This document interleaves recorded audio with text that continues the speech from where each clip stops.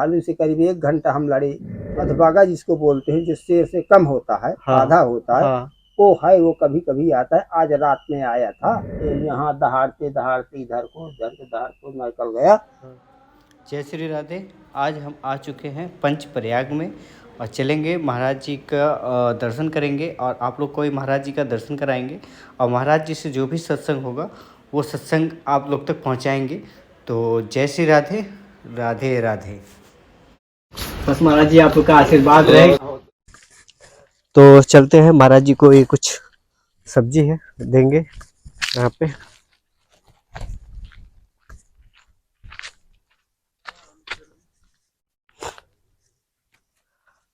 महाराज जी,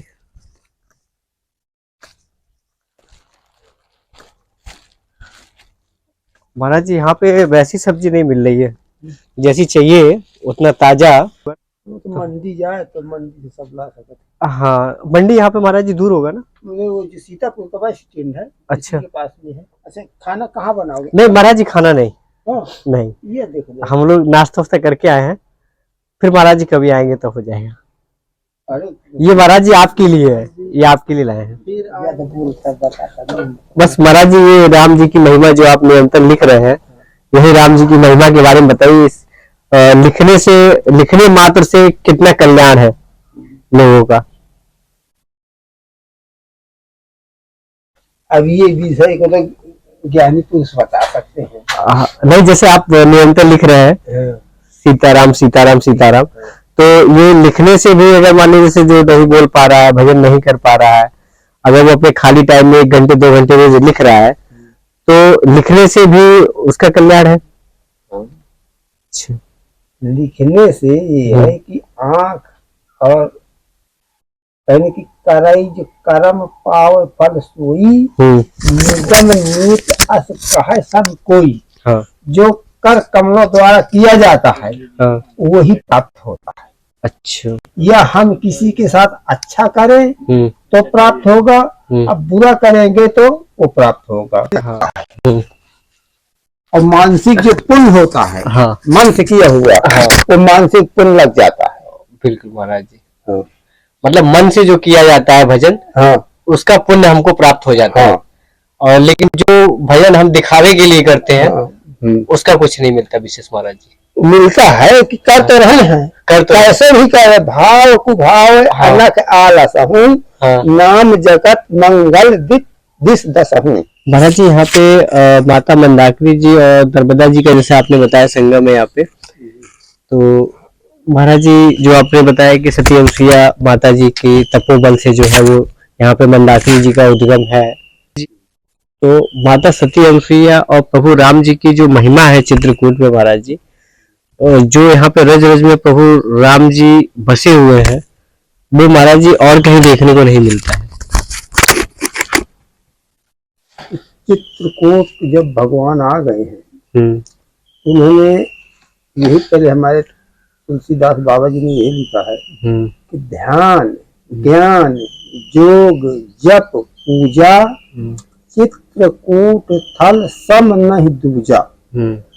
ऐसी जगह धरती अपने विश्व में कहीं नहीं है जो चित्रकूट का बरोबरी कर सके, क्योंकि हमारे तो भगवान 11.5 महीने तो चित्रकूट में रहे हैं। फिर जब चित्रकूट से आगे चले हैं तो अत्रिमुन और माता अनुसुईया का स्थान है, जहाँ नाम है उस स्थान का सती अनुसुईया। तो वो स्वर्ग लोक छोड़ मृत लोक को पधारे और ऋषियों की कुटियों में करते गुजारे। आज मेरे भाग्य की करे कौन सराहना, झूल रहे 3 देव बन करके लालना। तो जब उनको मालूम हुआ कि अयोध्या में राजा दशरथ के यहाँ भगवान राम का जन्म होगा, तो स्वर्ग लोक से आकर के मृत लोक में रास्ताओं में बैठ गए, अपना ऋषियों की कुटियों में तपस्या करते रहे। जब 60 वर्ष के बाद उनकी समाधि खुली, तो माता अनुसुईया जी से उन्हें जल मांगा कि पिए हमको जल लाओ, प्यास लगी है।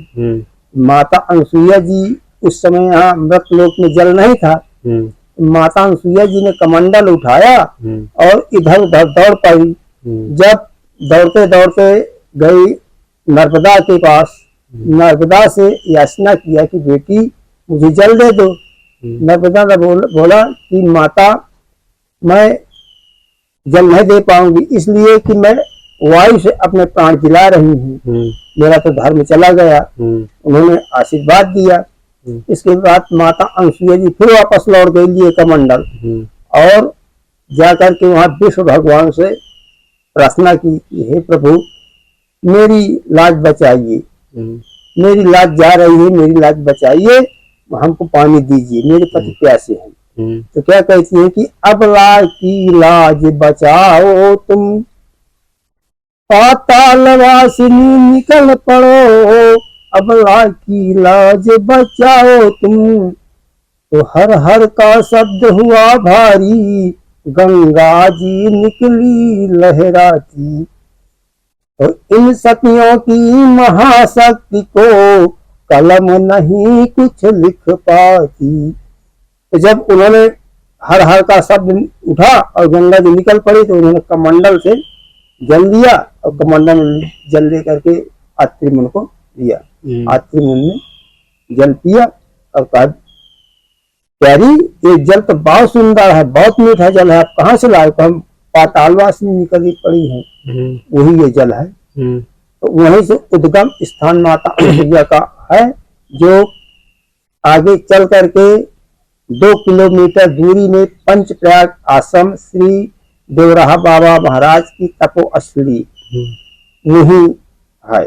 और उधर से नर्मदा निकली है 2 किलोमीटर से, वो जाकर के वह पंचप्रयाग में यहाँ पे सामने जो है सामने मिल गई है। और ये देवराहा बाबा की मचान है, ये देवराहा बाबा की मचान है। जब यहाँ बैठे थे, यहाँ की जो पूर्वज थे बुजुर्ग, लोग आकर के मचान बना दिए गए, तो मचान बना करके अपना तपस्या करते थे, रहते हैं। बट वृक्ष है, बट वृक्ष की शाखाएं भी। हाँ महाराज जी, जिस दुर्गम स्थान पे यहाँ पे आप लोग रहते हैं, जो कि मैं देख रहा हूँ कि हम अपनी गाड़ी से आए हुए हैं, गाड़ी पीछे खड़ा किए हैं, पूरा जंगल का रास्ता है महाराज जी। यहाँ अकेले आप आ रहे हो तो महाराज जी दिक्कत है? कोई दिक्कत नहीं।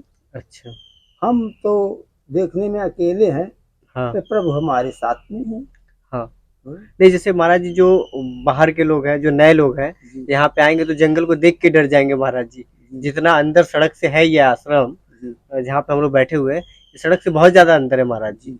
हम लोग खुद आते हैं तो डर जाते हैं महाराज जी। एक दिन तो हम लोगों ने बंसुअरा वहाँ पे देखा महाराज जी। कल तो चीतड़ दिखे। हाँ, कल चीतल भी यहाँ पे थे। स्थान में रहे 10-15 चीतड़। हाँ, यहाँ स्थान पे ही है। तो महाराज जी ऐसे यहाँ पे भालू, शेर, बाघ, ये भी सब तो जानवर होंगे यहाँ पे? ये 30 साल पहले बहुत थे।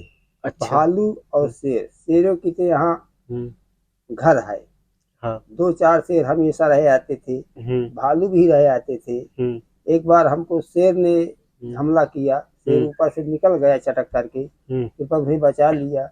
एक बार हमसे भालू ने अटैच किया, भालू से करीब 1 घंटा हम लड़े। फिर अच्छा। घाव कर दिया, 2-4 घाव कर दिया। फिर यहाँ के लोग बाग ले गए तो अस्पताल में भर्ती किया, फिर आ गए, तो उसमें भी कुछ ना हुआ। तो महाराज जी कितने समय पहले की बात है जब भालू ने आप पे अटैक किया? और ये मुझे हो गए 30 साल पहले की बात है। अच्छा, 30 साल पहले? 30 साल से हाँ, ये 30 साल से नहीं, ये मुझे हो गए 43-44 साल हो गए।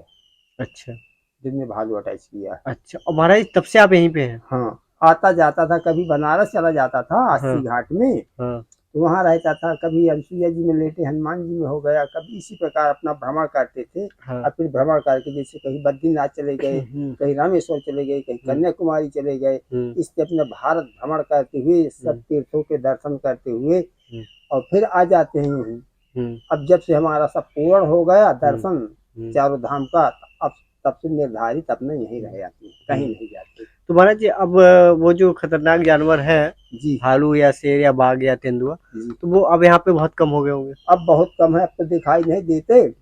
एक वो अधबागा जिसको बोलते हैं, जो शेर से कम होता है, आधा होता है, वो है, वो कभी कभी आता है। आज रात में आया था। आज रात में आया था? आज रात में आया था। आता है हमेशा कहीं कहीं, महीने 15 दिन में। तो यहाँ दहाड़ते दहाड़ते इधर के दहाड़ते निकल गया, हाँ। फिर उधर से दहाड़ते दहाड़ते यहाँ दहाड़ा फिर निकल गया। अच्छा। आज ये 8 बजे रात की 8 बजे रात हाँ को। 8 बजे रात की बात है आज की। अच्छा। हाँ तो वो तो महाराज जी मान लीजिए गर्मी का मौसम है, इतनी चिलचिलाती धूप है यहाँ पे इतनी तेज, क्योंकि अभी मान लीजिए 9 ही बज रहा है, 9-10 बज रहा है, और इतना तेज धूप है महाराज जी कि हम लोग खुद देखिए गमछा लेकर के सर पे बांध के चलना पड़ रहा है यहाँ पे।